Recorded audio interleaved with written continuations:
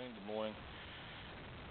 Today, carrying on with I did with the pivot pegs, I thought as I was doing a valve adjustment on the project DR650, I might run a few people through what that actually means and how we go about it. For starters, I've pulled the rocker covers off. So there's one tapper cover there, it's the intake tapper cover, the intake valves in there. And over here, we've got the exhaust valves. I'd pull the spark plug out, or in this case, two spark plugs. This makes it easy to turn the engine over. And down here, I've pulled out the cover off the magneto cover, and in here I've got another cover here where we witness a timing mark.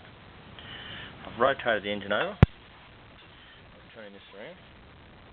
Right. And as it turns around, we'll see the exhaust valves move first. You can just see them going down now.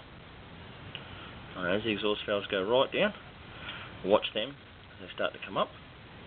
And as they come up, at the same time when they get to the top, these inlet valves will move. And hopefully, I don't think I'll see it. But anyway, there's the inlet valves will just start to move.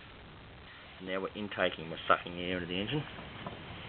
We'll take the inlet valves right down, and then we need to bring them up. And as they start to come up, move over here. And I'm hoping, maybe, you can see a mark in here. Just keep coming around slowly.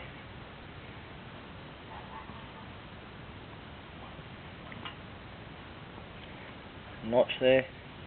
Keep coming around. Ah, there it is there.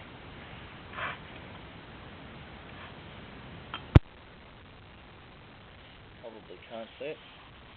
I can't do much about it, so you have to trust me, there's a timing mark in there. Now with that done, the valves are in the right place. So to double check this, I'll check and make sure that there's some clearance here. And that's moving.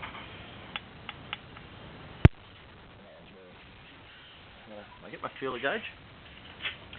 Select the right feeler gauge I got from the specs. And I need to put the feeler gauge in between the valve and the rocker. It goes in here. There's a little gap in there. And just slide it in there like that.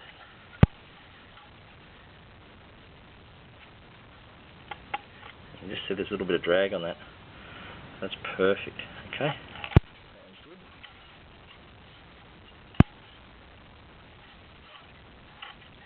And that one's pretty good too. Now, if I have to adjust these, I would undo this 10mm nut here, and then I'd adjust it with this small nut on top.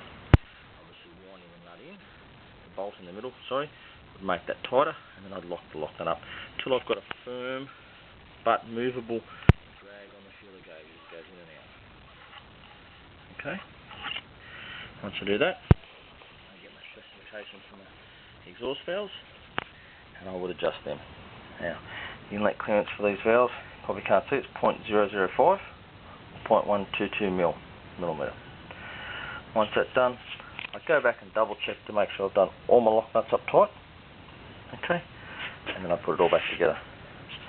Now these are a screw and nut type adjuster. And next time I'm doing a bucket and shim for somebody, I'll do a diagram of that, or do a video of that. Now, if you're on this mark here, and your valves don't have movement, when you're set up on the mark, just take it around and double check it again. They both should have movement, so you're on the right part of the stroke. Alright, hope that helps people.